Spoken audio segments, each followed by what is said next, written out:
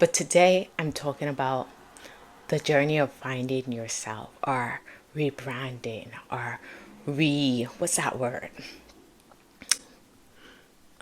Can't find it, but you know what I mean. The journey of recreating you, right?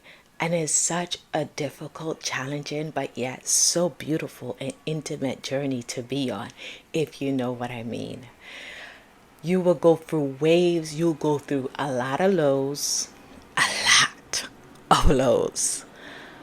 You go through so much, but if you dare to pay attention to what is going on,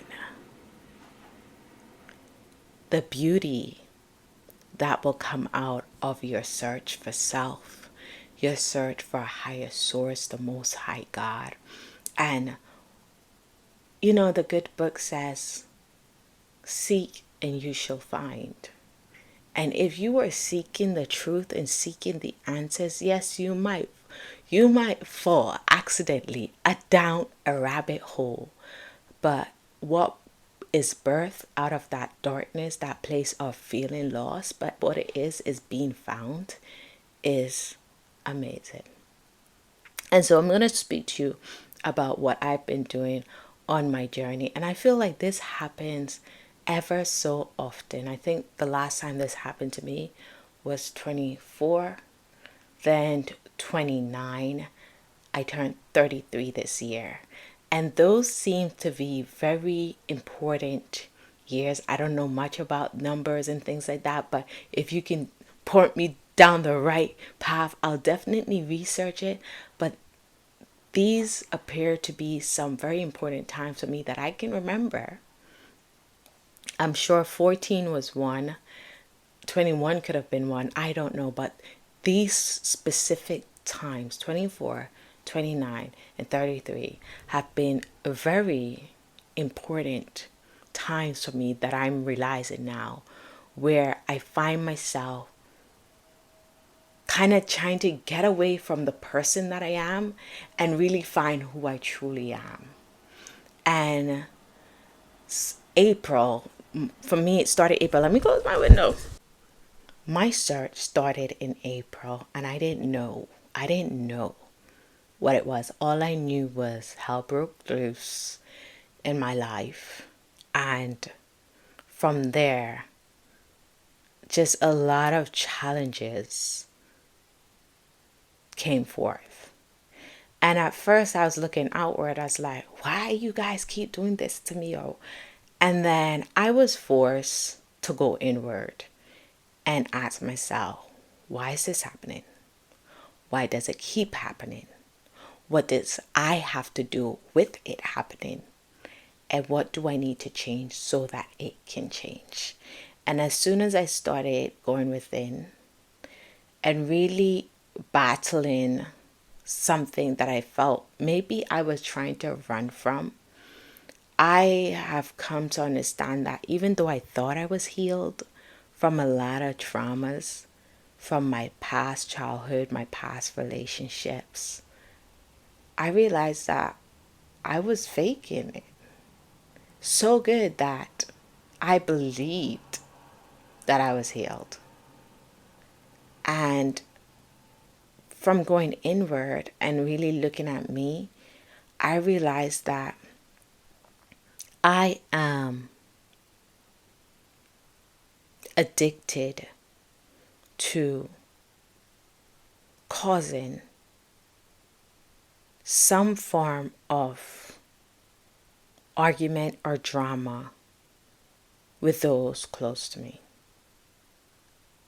And I don't know how to explain it, but I find myself in my mind questioning things and analyzing things, and then going to the person with my concerns, not realizing that I have created all that.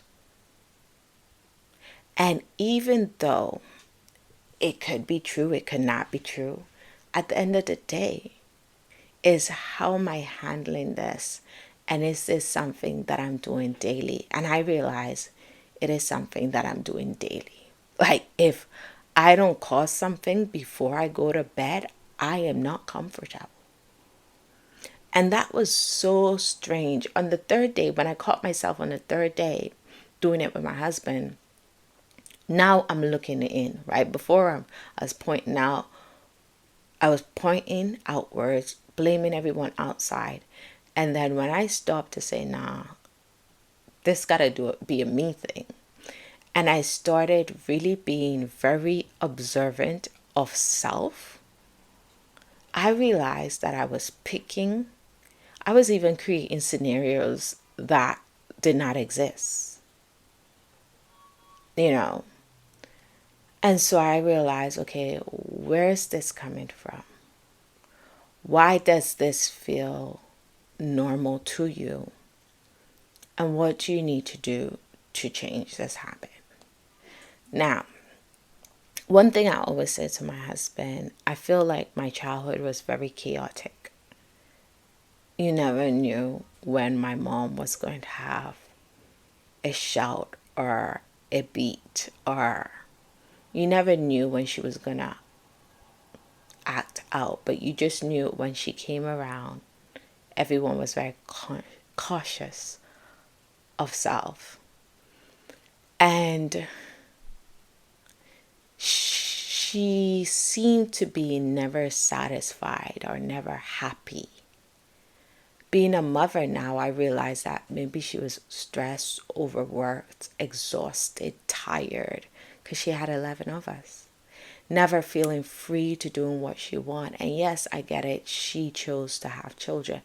But it doesn't matter what we choose to do. We never really know how it's going to take a toll on us. And so being a mother, I sympathize and I empathize. I feel empathy and sympathy to those who feel overwhelmed and have no one to help them. Because I feel truly blessed that I have someone to say, hey, can you have the kids? My husband, can you have the kids? I feel really overwhelmed. I need to go for a walk. I need to take myself out or something. I feel blessed that I have that. Some people don't have that and have it consistently. But I realized that I picked up some traits of being critical and needy and codependent because of certain things that I've experienced. And because of this, not only am I needy, picky, and codependent. How does that even make sense? How are you needy, picky, and codependent? It just doesn't add up. And I realized that I will unintentionally cause disruption. It's like self-sabotage. Self-sabotage. I was self-sabotaging. And see, this might be for me, my marriage, my relationships.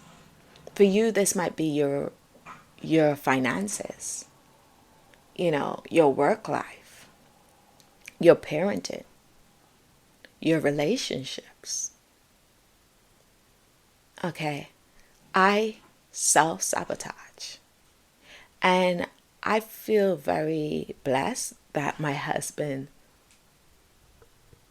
bared with me. Not only did I realize that I have a lot of healing to do, not only have I become very aware of myself, but I realized that my husband also has his trauma. My kids has their trauma. And I need to be aware of that. And the more you are aware, the more you become responsible of how you do things and how you treat people and how you come off. And it's something that I'm learning. But one thing that I want to encourage you, if you feel lost, which I was feeling, if you feel overwhelmed, which I was feeling, I want to encourage you to not become addicted to trying to push it under the rug and trying to blank it out. But sit with yourself and ask yourself the question, other questions. Why is this happening? How often does this happen? How do I play a part in this happening? And what do I need to do to change? How do I go about changing? Now, I want to let you know how I've been going about changing in and becoming in, not just being more aware of who I am, finding out where is it coming from and learning to do better. One thing that I'm doing more of is meditating. I'm making it very intentional to do it in the morning, in the night, and if I can, during the day. Just to center myself, to become more aware. Another thing that I'm doing is I'm learning to put devices down, put my phone down, unless I have to be on it. Okay? So I'm learning, if I'm cleaning with my kids, if I'm cooking with my kids, put it away. Even though I love videoing and things like that, I'm learning not to be on it. If I'm videoing, cool. Sometimes I even make the kids video so I don't have to touch it. Another thing that I'm doing is I'm reading. I'm over reading. Like right now, I think I'm reading like 5 books one time, probably more. But I'm reading about codependency. I'm reading about childhood trauma. I'm reading about healing. I'm reading about self-transformation, becoming the person that I want to be or I envision myself to be. And all of this is intentional. I listen a lot in the areas that I want to grow in. So right now I'm listening a lot about spirituality and growing and becoming closer to the Most High God. I'm listening about marriage and relationship, families, parenting. I'm listening about money, finances, and creating the future that you want. All of this is intentionally aided towards me healing, me becoming better, and me working on me, not just for me, but for my family, for the community that is possible coming out of my children, my husband, us. And I know that the more you work on yourself, the better you become, and the better you have, the better you flow with your family, with my children, with my husband. And I do this with no judgment towards my husband or my children, knowing that I am on the journey and they might not be on the same journey, and it is okay. No judgment to friends, family. This is for me to better for us, but it's not for me to judge. As I'm doing all this, I'm also creating new habits, like getting up early, cleaning my room as soon as I get up, going for a walk, eating healthier. And I'm doing it day by day, one step at a time. One of the most important things that I'm working on right now is how I deal with something that I might not have liked or took to or a thought. So when those nagging thoughts come to me, before I would withdraw from my husband or withdraw from the friend, and then I will stay in that thoughts for days, for weeks. Now what I'm doing, the thought will come, and I will say to my husband, can I speak to you about a thought that is going on in my mind? And one thing that we spoke about is, I don't know if that's an insecurity, or is that part of my codependency, or is a form of trauma. But it's mine to deal with. And for him to come along with this journey for me to heal, I have to let him know where I'm at. The thing is, we sometimes expect things from people, but we never communicated with them what we're going through or what we need from them. So we spoke, and before this, and I told him, I think a few days, that when I'm in this space, it's not to attack, it's not to hit you, to hurt you, but it's just something that I'm going through in my mind. And how you can help me is to assure me or let me know it will be okay before it will turn into an argument or a disagreement or something. So when I told him what was on my mind, this is the first time that I came to him and it was handled and resolved within that same time before it will be dragged on for days.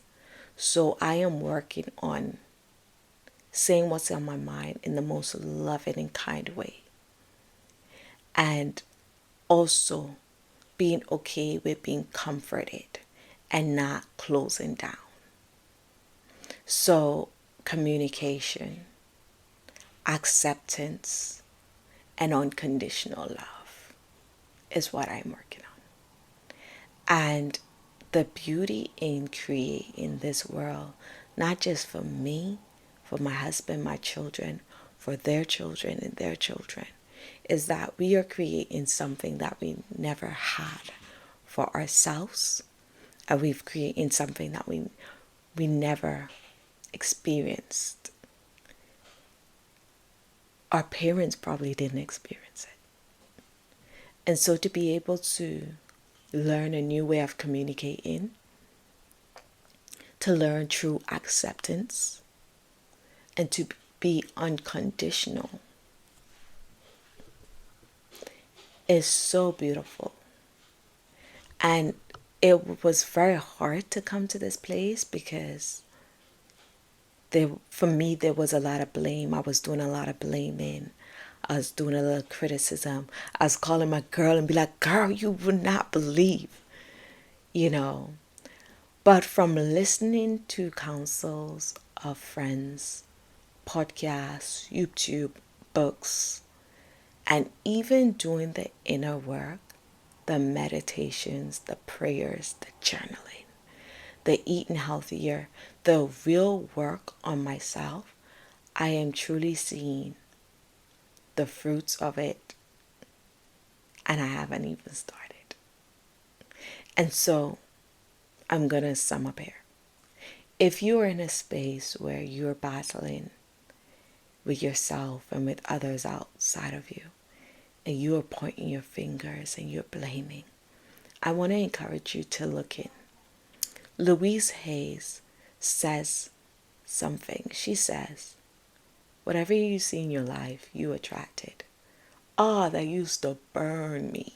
Because I used to be like, so I attracted someone disrespecting me? And when I sit down and I really look at it, I can understand the statement. I can understand how our thoughts and how we are feeling can play a part in how someone treats us, right? And how someone deal with us. And I can understand my role in it.